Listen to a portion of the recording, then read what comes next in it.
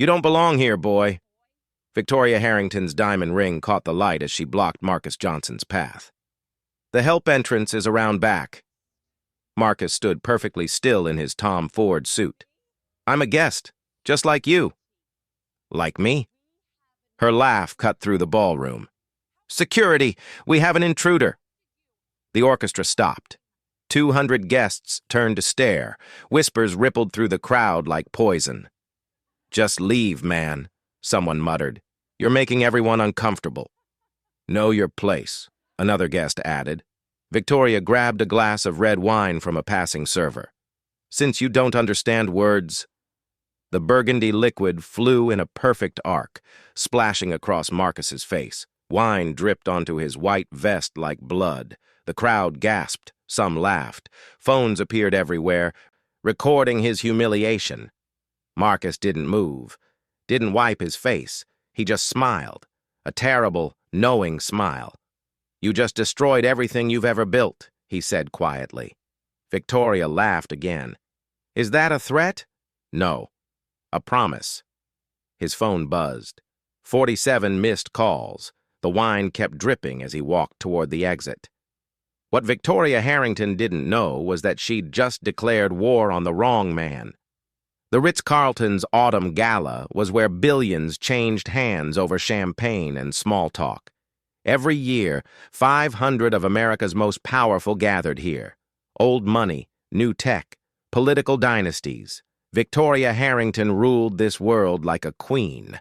She swept through the crowd in her $60,000 Valentino gown, her laugh cutting through conversations. Behind her, Richard Harrington worked the room. $5 billion in real estate made him impossible to ignore. Together, they were untouchable. Or so they thought. Marcus Johnson had arrived alone, invitation in hand, wearing a simple Tom Ford suit. No entourage, no fanfare, just a successful black man at a party where people like him were usually serving drinks, not sipping them. Excuse me? Victoria's voice dripped honey and poison. I think you're lost. Marcus turned. I don't believe we've met. Marcus Johnson. She didn't take his extended hand. Her eyes traveled from his face to his shoes, cataloging, dismissing. The help entrance is around back. I'm a guest. Really? That laugh again, sharp as crystal breaking. Richard, darling, come here. This gentleman claims he's invited. Richard Harrington approached, bourbon in hand. His gray eyes assessed Marcus with the cold calculation of a man who measured worth in square footage. Is there a problem? He says he belongs here. Victoria's fingers drummed against her champagne flute, each tap a judgment. Marcus stayed calm, eerily calm. His phone buzzed again, 53 missed calls now, but he didn't check it.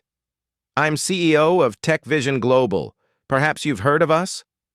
The name meant nothing to Victoria. She only knew the important people, and clearly he wasn't one of them. I don't associate with people who name drop. It's desperate. Around them, guests pretended not to watch, but everyone was watching. This was better than the opera they'd paid $10,000 a plate to support. Sarah Chen, standing by the auction table, saw it all unfold. As Marcus's assistant for 7 years, she knew that particular stillness in his shoulders. The storm was coming. Mrs. Harrington, Sarah stepped forward. Mr. Johnson is... Did I ask you? Victoria wheeled on her. Another diversity hire, I suppose? Richard, the standards have really slipped. Sarah's hands clenched. Marcus touched her arm, just barely. A warning.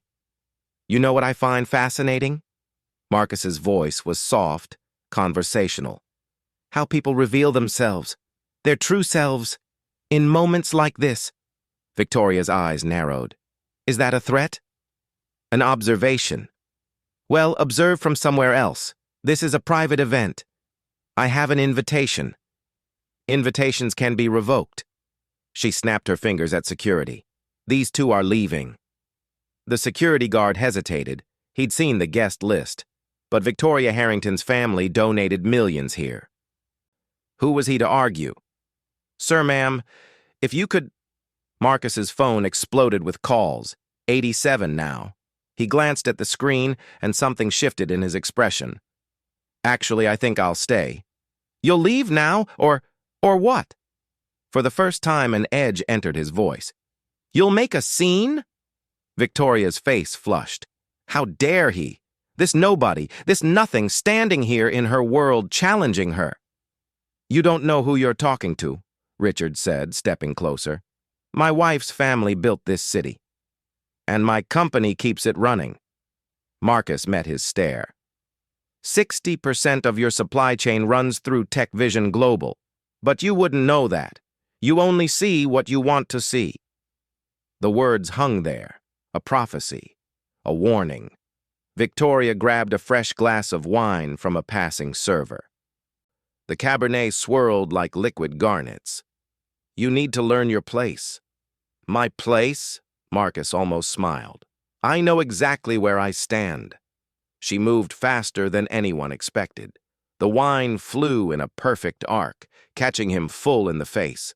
The sound it made, splash, drip, gasp, would replay in a million social media posts within hours. But for now, there was only silence. Marcus Johnson stood there, wine running down his face like tears he'd never shed, and made a decision that would destroy an empire. The wine hit Marcus's face with vicious precision. Victoria had practiced this, the perfect arc, the maximum humiliation. The burgundy liquid splashed across his dark skin, staining his pristine white vest, dripping onto the Italian marble floor. That's what happens, she announced to the room, when they forget their station. 200 phones rose like a synchronized salute. The flash of cameras turned the ballroom into a lightning storm. But the silence, that terrible, suffocating silence, was worse than any shouting could have been. Marcus didn't flinch, didn't wipe his face. The wine ran down his jaw in rivulets, but he stood straighter than before. His dignity in that moment was so absolute, it made Victoria's cruelty look even uglier. Did you get that on video? Someone whispered. Every second, came the reply. Victoria wasn't finished. The rage in her had been building for years. Every time she had to share space with them, every diversity initiative Richard's company was forced to adopt, every headline about changing demographics. This man, standing here in her sanctuary, represented everything wrong with the world. You people, she spat, loud enough for everyone to hear, always trying to push into places you don't belong. My grandfather would be rolling in his grave seeing what's happened to society. Richard touched her arm. Victoria, she shook him off. No, I'm tired of pretending. Tired of having to smile and nod while they take our positions, our opportunities, our country. Victoria! Richard's voice carried a warning now. He could see the phones, the recordings, but she was beyond caring. The wine glass trembled in her hand as she pointed it at Marcus like a weapon. You want to know the truth? Every single one of your kind we've had to hire has been a mistake. Lazy, incompetent, entitled. Sarah Chen stepped forward, her whole body shaking with rage. How dare! Another one! Victoria laughed, wild now, untethered. Let me guess. Computer something? They always put you people in tech, don't they? Check the diversity box? Marcus finally moved. Slowly, deliberately, he pulled out a handkerchief, white silk, monogrammed, and wiped his face. Each movement was measured, controlled. When he spoke, his voice was terrifyingly calm. Are you finished? Not even close. Victoria grabbed another glass of wine from a trembling server. This one's for your friend. Victoria, stop! Richard grabbed her wrist. The wine sloshed but didn't spill. That's enough. Enough? Enough? She wrenched free. Do you know what our tax dollars pay for? Their welfare? Their food stamps? I grew up on food stamps. Marcus's words cut through her tirade like a blade. Single mother. 3 jobs. We lived in a 2-room apartment with bars on the windows, and now I run a company worth $12 billion. Victoria's laugh was ugly. Drug money? Affirmative action? Which one? The gasps rippled through the crowd like waves. Someone dropped a champagne flute. It shattered, the sound sharp as gunshot. Every dollar, Marcus said quietly, earned honestly. Every contract won fairly. Every innovation built by brilliant minds you'd reject based on the color of their skin. Get out! Victoria's voice dropped to a whisper. Get out before I have you arrested. For what? Standing while black? She threw the second glass of wine. This time it hit Sarah. The liquid splashed across her dress, her face, her carefully styled hair. She stood there, frozen, wine dripping onto her shoes. That's when Marcus Johnson did something that would be replayed 50 million times in the next 72 hours. He walked over to Sarah, took off his ruined jacket, and draped it over her shoulders. Then he turned back to Victoria. You want to know the difference between us? His voice carried to every corner of the room. You inherited everything. I built it. And in 48 hours, you're going to understand exactly what that means. He walked toward the exit, Sarah beside him. The crowd parted like the Red Sea. At the door, he turned back one last time. Enjoy the gala, Mrs. Harrington. It's the last one you'll ever attend. The prophecy hung in the air like smoke after fire. Marcus's Tesla waited outside, engine running. Sarah was still shaking, wine staining her dress like blood. They sat in silence for 30 seconds. Then Marcus's phone exploded, 113 missed calls. Sir, Sarah's voice cracked. What she said. Pull up the Harrington contracts. His voice was ice. All of them. Now, but now. She opened her laptop, fingers flying across the keyboard. The screen filled with numbers, contracts, supply chains, 5 years of partnership between TechVision Global and Harrington Corporation, $1 billion in active agreements. Marcus stared at the screen. Then he made a call. David? Yes, I know what time it is. His voice was steady, terrifying in its calm. Initiate Protocol 7. Sarah's eyes widened. Protocol 7 was the nuclear option. The complete severance of all business relationships with a partner. They'd never used it. The Harrington contracts, sir, all of them. Effective immediately. On the other end, David Kim, TechVision's chief legal officer, was silent for 3 seconds. Marcus, that's $1 billion decision. The board will understand when they see the video. Marcus's jaw tightened. How long until it's online? Sarah checked her phone. It's already trending. Your racist billionaire's wife. 2 million views in 10 minutes. Good. David, I want every subsidiary, every shell company, every third-party vendor that touches Harrington Corporation frozen out. Nothing moves without my approval. Marcus, that's 60% of their supply chain. I know exactly what it is. The city lights blurred past as they drove. Sarah watched her boss, the man who'd started in the mailroom 20 years ago, who'd built an empire through sheer will and brilliance. She'd never seen him like this.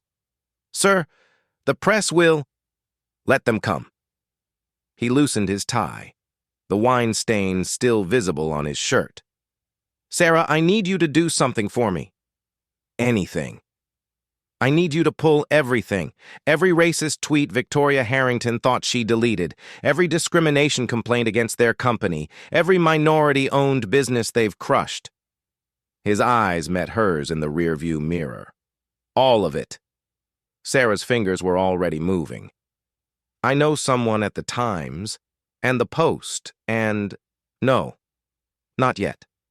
Marcus pulled into TechVision's underground parking. First, we let them panic. They took the private elevator to the executive floor. The office was dark except for the city lights streaming through floor-to-ceiling windows. Marcus stood at the glass, looking out at the glittering skyline. Somewhere out there, Victoria Harrington was probably still laughing, still drinking, still believing she was untouchable. Sir? Sarah had pulled up more screens. There's something you should see. The monitor showed Harrington Corporation's investor portal, real-time trading data, after-hours movement. "Word's already out," she whispered. "Look." The stock price had dropped 3% in 20 minutes. Marcus picked up his phone again. "Tom? Yes, I know you're in Tokyo. I need you to make some calls." Tom Nakamura ran TechVision's Asian operations. "Every manufacturer using Harrington Logistics needs to know we're pulling out. Yes, all of them." Another call. "Jennifer, wake up your team. I want a press release ready for 6 a.m. Jennifer Walsh, head of PR, was used to crisis management, but not like this. "No, don't defend me. Let the video speak for itself." Sarah watched the dominoes start to fall, email after email flooding in, CEOs, board members, investors, all asking the same question. "What the hell happened?" "Sir," Sarah said quietly. "Richard Harrington is calling." Marcus looked at the phone, let it ring, once, twice, 5 times. "Should I let him sweat?" Marcus turned back to the window. "Sarah, do you know what my mother used to tell me? When kids threw rocks at me for being in their neighborhood?" "No, sir. She said, 'Baby, dignity is the one thing they can never take from you unless you give it to them.'" His reflection in the glass was hard as stone. "Victoria Harrington tried to take my dignity tonight. Now I'm going to take everything else." The phone rang again. Richard Harrington, desperate now. Marcus smiled. It wasn't a pleasant smile. "Answer it. Put him on speaker." The destruction of an empire was about to begin. "Marcus! Marcus, are you there?" Richard Harrington's voice crackled through the speaker, tight with barely controlled panic. "I'm here, Richard." "Thank God. Listen, about tonight. Victoria had too much wine. You know how these events are. She didn't mean—" "She meant every word." Marcus's voice was flat. "And we both know it." Sarah pulled up the real-time feeds on 3 monitors. Harrington Corporation stock price down 7%. Social media mentions 18,000 per minute. The video, 5 million views and climbing. "Marcus, be reasonable. We can work this out. I'll have Victoria apologize." "Your wife revealed who she really is tonight. More importantly, she revealed who you are for staying married to her." "That's not—" Richard's breath came fast. "You can't punish my entire company for a personal matter."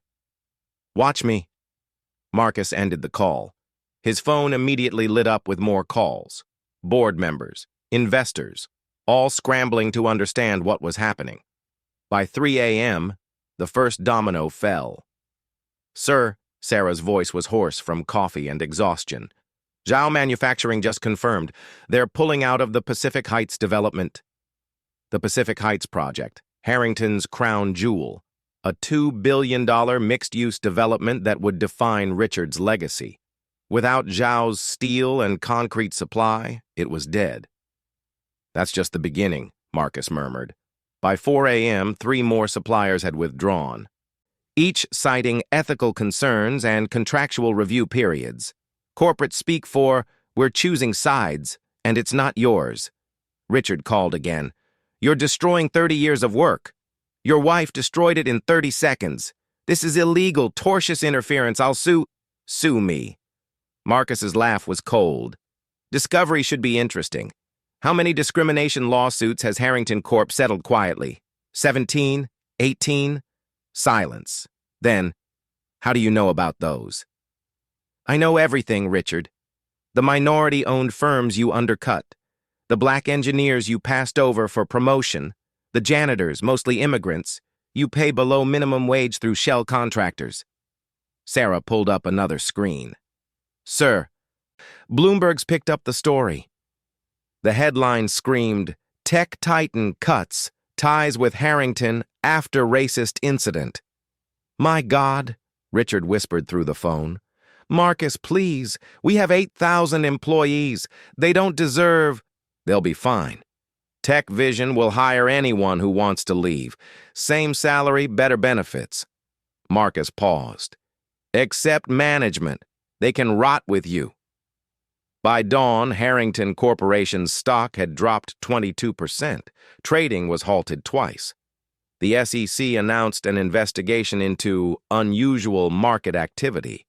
Victoria woke to her phone screaming. 47 missed calls from Richard, hundreds of texts. She stumbled downstairs in her silk robe, mascara still smudged from last night. Richard stood in his study, still in his tuxedo, surrounded by screens showing red numbers. All red. Everything red. "What's happening?" Her voice was small, confused. "We're dying." He didn't look at her. 400 million in value. Gone. Because you couldn't keep your mouth shut. That's impossible. Because of one glass of wine? Richard finally turned. His eyes were bloodshot, wild. "He's Marcus Johnson, CEO of Tech Vision Global. They control everything, our software, our logistics, our supply chain, and you... The television behind him showed the video. Victoria watched herself, saw the wine fly, heard her own words, those horrible, terrible words, echo back at her. "Oh, God," she whispered. "God can't help us now." Sarah monitored everything from Tech Vision's crisis room. 15 staff members worked around her, tracking market movements, social media, press coverage. "Sir," she called to Marcus. "Senator Williams is calling for a boycott of Harrington properties." Marcus nodded. Senator Williams, whose daughter had just graduated from Howard University, carried weight in California politics. Then came the death blow. "Mr. Johnson," David Kim rushed in, "Pacific Capital just called. They're pulling their credit line." Pacific Capital held $600 million in Harrington debt. Without that credit line, Harrington couldn't make payroll, couldn't pay contractors, couldn't function. Richard's next call came at 8:47 a.m. "Please." No pretense now, just desperation. "I'll do anything, public apology, donation to the NAACP, whatever you want." "It's not about what I want anymore," Marcus replied. "It's about what's right. This will bankrupt us." "Then you should have thought of that before you let your wife treat people like property." By noon, 7 major construction projects had stopped. Cranes frozen. Workers sent home. Each site bleeding $50,000 per day. Victoria tried to leave the house, but reporters swarmed their gate. Their daughter Emma called from her Swiss boarding school, crying, "Mom, everyone's seen it. They're calling me the racist's daughter." "Baby, I'm not..." Emma hung up. The wine stain on Marcus's shirt from last night had been preserved, photographed, and was now the symbol of a movement. Justice for Marcus had 10 million tweets. Corporate America was choosing sides, and Harrington was on the wrong one. "Sir," Sarah said quietly, looking at her phone. "You need to see this." She handed him the device. A video message from Victoria, posted an hour ago. Her face was swollen from crying, makeup ruined. I want to apologize," she started. But the comments were brutal. Nobody believed her. Nobody cared. Marcus turned away from the screen. Outside his window, the city churned on, indifferent to the dynasty crumbling in real time. "How much have they lost?" he asked. Sarah checked. 800 million in market value and falling. 800 million in less than 24 hours.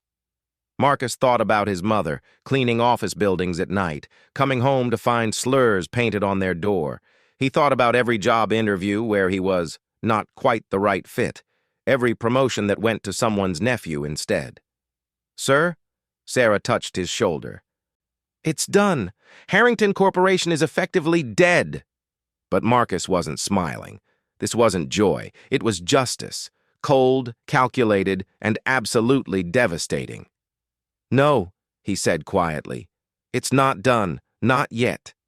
Sarah's laptop chimed at 2:17 p.m., an encrypted file from an anonymous source. "Sir, you need to see this." The video was crystal clear. 3 angles from the Ritz-Carlton's security system, plus 4 cell phone recordings from different guests. But that wasn't the smoking gun. The audio was. "Turn it up," Marcus said. Victoria's voice filled the room, captured perfectly by the lavalier mic she'd worn for the charity auction. Every word of her racist tirade in high definition. But there was more.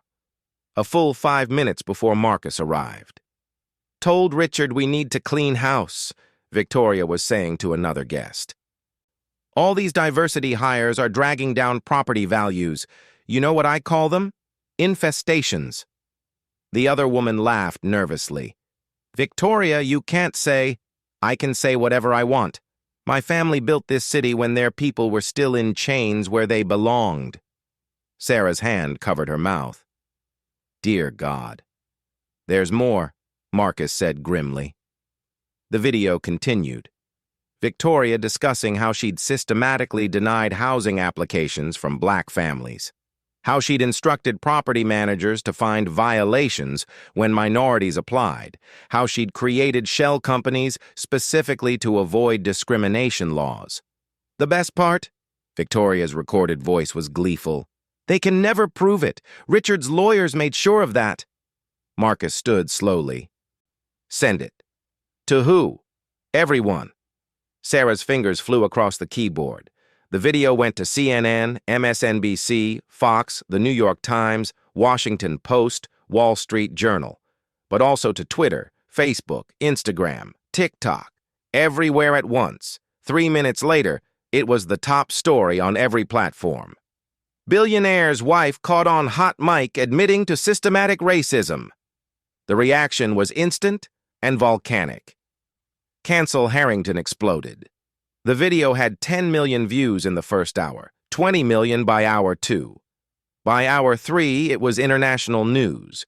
Richard's phone hadn't stopped ringing, board members, investors, lawyers, all screaming the same thing: "Make this stop."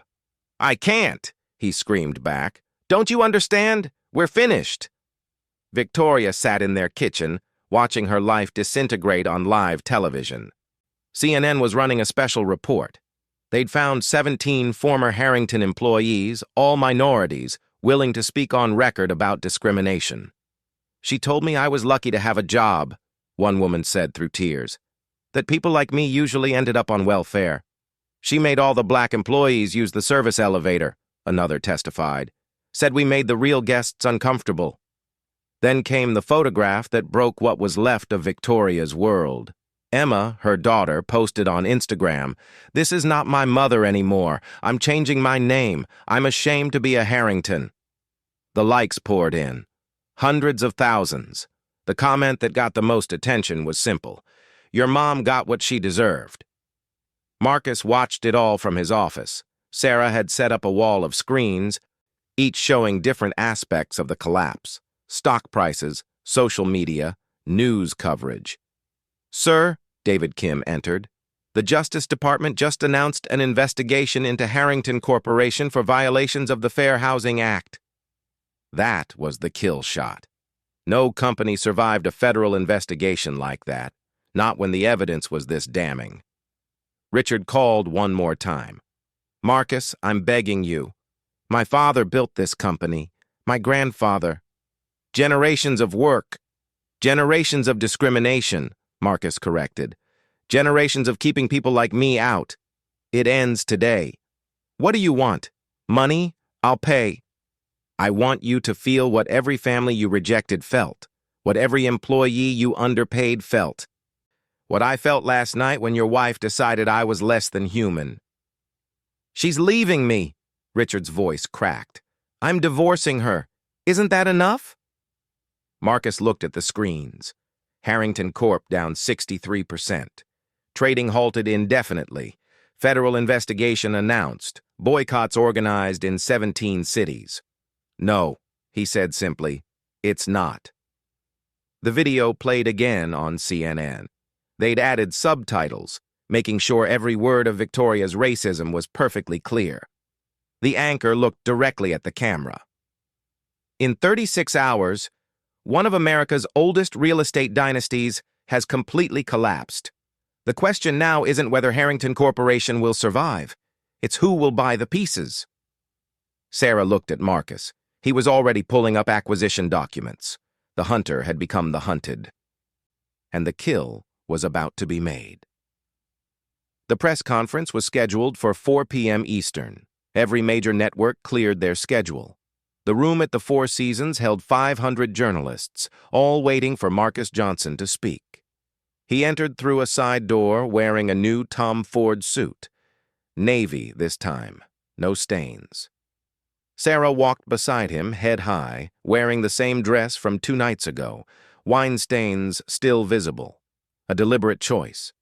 The room exploded with camera flashes and shouted questions. Marcus raised one hand. Silence fell like a curtain.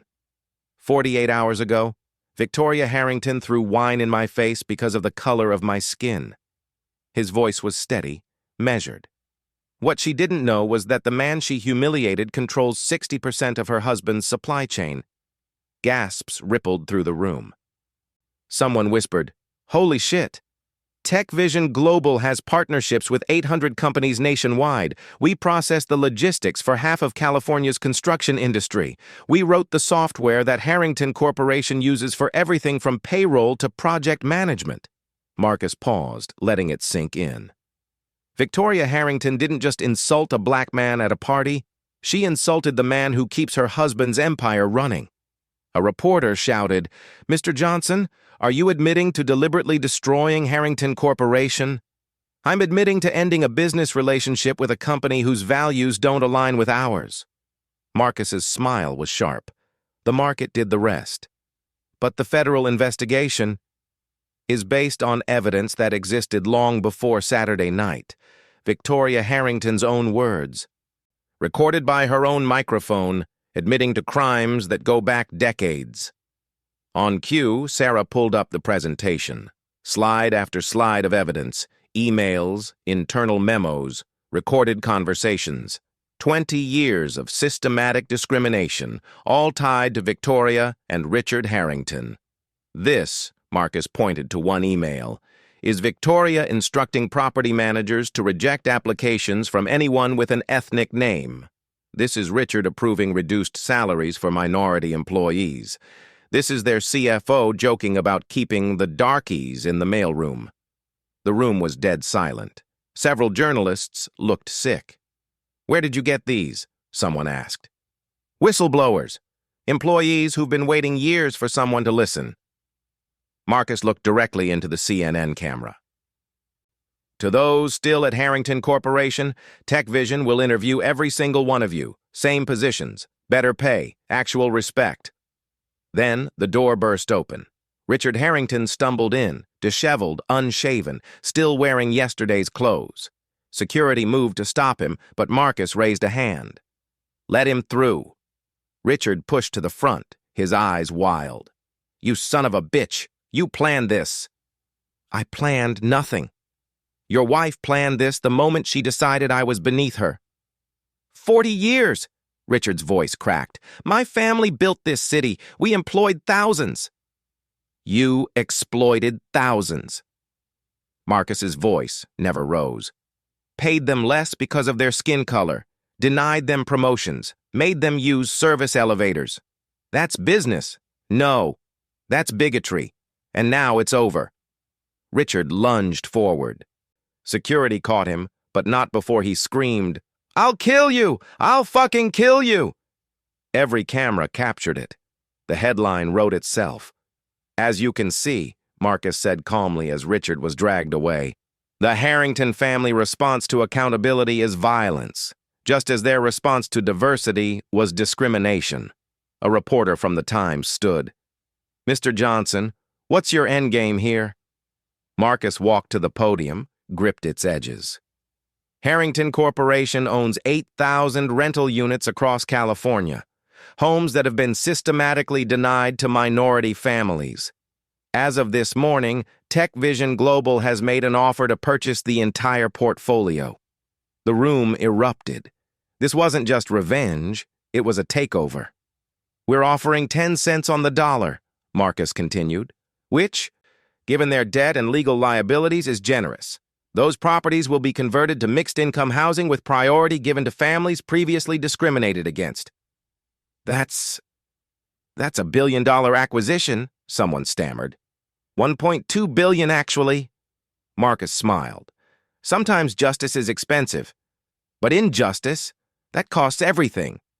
Sarah stepped forward with a tablet. We've just received word. The Harrington board has called an emergency meeting. They have 2 hours to accept our offer before we withdraw it. And if they refuse? A reporter called out. Marcus looked directly at the camera again, knowing Victoria was watching. Then they can explain to their shareholders why they chose bankruptcy over selling to a black CEO. The press conference ended with Marcus walking out to thunderous questions, but the real answer came 90 minutes later. Sarah's phone buzzed. Sir, they accepted. Harrington Corporation just agreed to the sale. Marcus stood at his office window, looking out at the city he'd just partially conquered. How does it feel? Sarah asked. To own the company of the woman who threw wine at you. Marcus touched his chest where the stain had been. Like justice. Cold. Complete justice. But they both knew this wasn't over. The second climax was coming. The signing was set for 9 a.m. at the law offices of Patterson, Lynch & Associates. 57th floor. The city spread below like a conquered kingdom. Richard Harrington sat at the mahogany table, hands shaking as he held the pen. His lawyer, Patterson himself, had dark circles under his eyes from 3 nights without sleep. Sign here, Patterson pointed, and here, initial here. Each signature transferred another piece of the Harrington empire to TechVision Global. Properties, assets, contracts, everything. Marcus sat across the table, perfectly still. Sarah stood behind him with a banker's box full of employee files, 8,000 people whose lives were about to change. The West Side Plaza, Patterson droned, transferred. Richard's pen scratched across paper. A tear dropped, smudging the ink. The Marina Development, transferred. Another signature. Richard's hand cramped. He flexed his fingers, looked at Marcus. You're enjoying this? I'm not. Marcus's voice was quiet. There's no joy in watching a man lose everything, but there's satisfaction in justice. Justice? Richard laughed bitterly. You call destroying 4 generations of work justice? I call denying families homes based on their skin color injustice. This is just the correction. Victoria entered the room. Everyone turned. She looked destroyed. Hollow eyes, no makeup, wearing a simple black dress instead of her usual designer clothes. She walked to Richard, didn't touch him, just stood there. I need to say something, she whispered.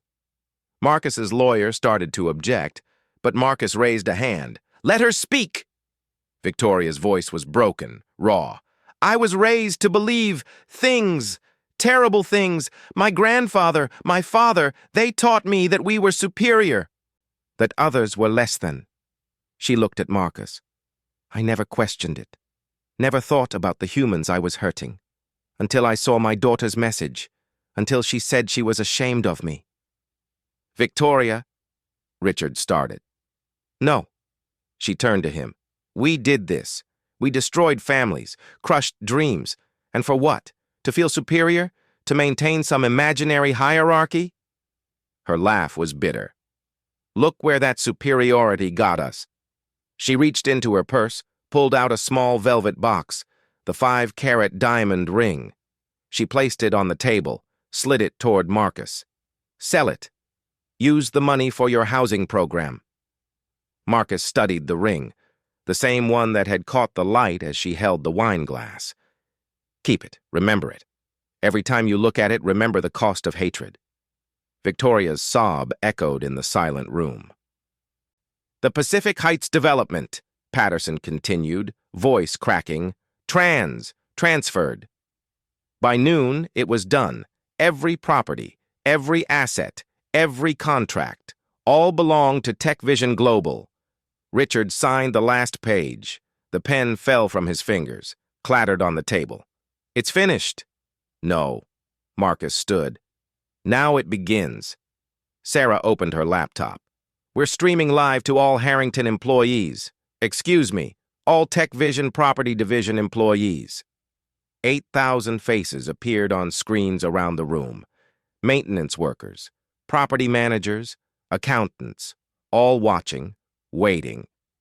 Marcus addressed them directly. Your former leadership failed you. They built a culture of discrimination that poisoned everything. That ends today. He pulled up the first slide. Effective immediately. All salaries increased to market rate plus 10%. Full health care for all families. 5 weeks paid vacation. And most importantly, promotions based on merit, not melanin. The screens erupted with cheers, tears, celebrations, people hugging, crying. Maria Santos, Marcus read from a file. 14 years with Harrington, passed over for promotion 9 times. You're now head of West Coast operations. Maria's face on the screen crumpled with emotion. Sir, Thank you. Don't thank me. You earned it 14 years ago. He continued through the list. Promotion after promotion. All the people Victoria and Richard had held back, finally recognized. James Washington, maintenance supervisor for 6 years, despite having an MBA from Howard, you're now regional director. Ling Zhao, relegated to data entry despite your Stanford engineering degree. Welcome to senior development. Ahmad Hassan, forced to use the service elevator. You're now VP of residential services. Each name was a correction, each promotion a small justice. Richard watched his empire being reformed with values he'd spent 40 years rejecting. You're replacing everything we built. I'm fixing everything you broke. Marcus turned to him. Your grandfather built houses. You built barriers. I'm building communities. Sarah pulled up the final document. Mr. Harrington, there's one more signature required. It was his resignation. Complete severance from the company his family founded in 1943. Richard's hand hovered over the line. 4 generations, 80 years, gone. He signed. Victoria suddenly spoke. What about me? Marcus looked at her for a long moment. Community service. 2,000 hours. In the neighborhoods you discriminated against. Maybe you'll finally see the humanity you've been denying. She nodded, defeated. I'll do it. And therapy. Intensive therapy. Deprogram the poison your family put in your head. Yes. As the Harringtons left, no longer billionaires, no longer powerful, just 2 broken people who'd learned the price of prejudice, Sarah asked, was it enough? Marcus looked at the employee screens. 8,000 people with new hope, then at the property files. 8,000 families who'd finally have homes. It's a start, he said. Just a start. 6 months later, the old Harrington Tower had been transformed. The marble lobby that once intimidated now welcomed everyone. The executive floor, once a fortress of privilege, was now an open workspace where ideas mattered more than ancestry. Marcus walked through the building with Sarah, greeting employees by name. Maria Santos rushed up, beaming. Mr. Johnson, the East Side development just got approved. 300 units of mixed-income housing. Your project, Marcus reminded her. You made it happen. Maria's eyes misted. 6 months ago, I was cleaning these offices at night to make extra money. The Harringtons never even knew my name. They never deserved to, Sarah said softly.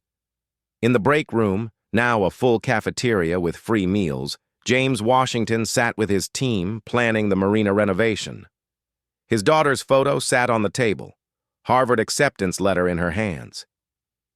She got in, James told Marcus proudly. Full scholarship. Says she wants to be like you. Tell her to be better than me. I took too long to fight back. No, sir. You fought at exactly the right time. The afternoon brought an unexpected visitor. Emma Harrington, now Emma Collins, having taken her grandmother's maiden name, stood in the lobby, nervous. I know I'm not welcome. You're always welcome, Marcus interrupted.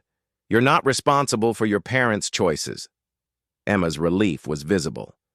I wanted to show you something. She pulled out her phone, showed him a website. I started a nonprofit, using my trust fund, the money that came from discrimination, to provide legal aid for housing discrimination victims. Sarah smiled. That's beautiful, Emma. Mom's doing her community service at our intake center. She's different, broken, but maybe breaking in the right ways. Yesterday, she helped a black family file a complaint against their landlord. She cried afterward. And your father? Emma's face darkened.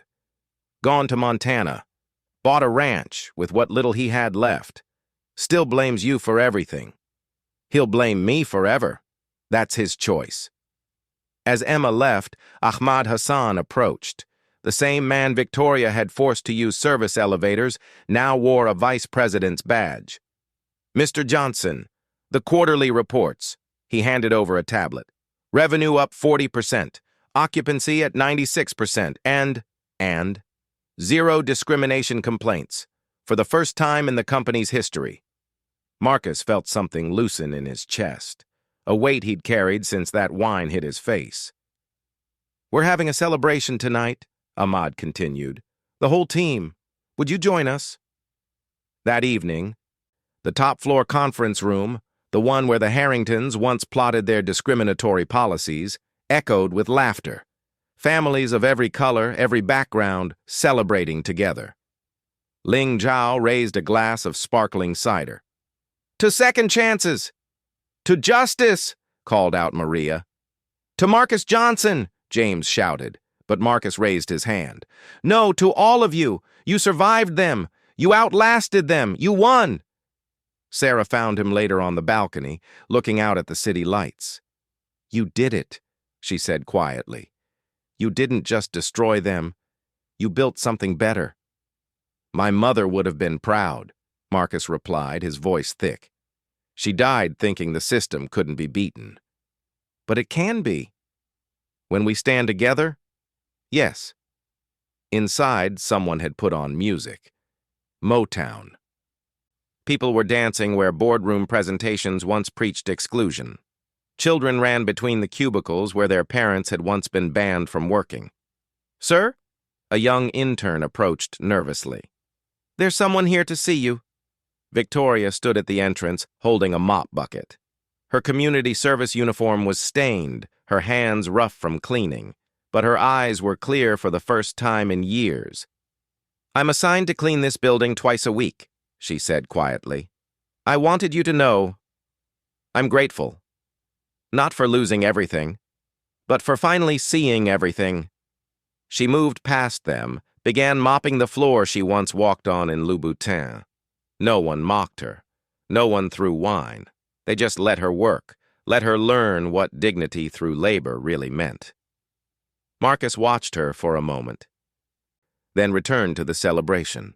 In the center of the room, a photo hung on the wall. Marcus's mother, the woman who'd cleaned these very offices 30 years ago, never knowing her son would one day own them.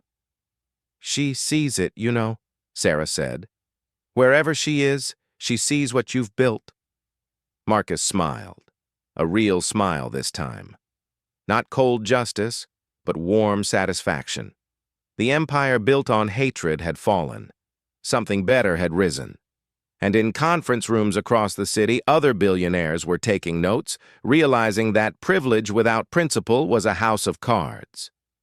One glass of wine had changed everything.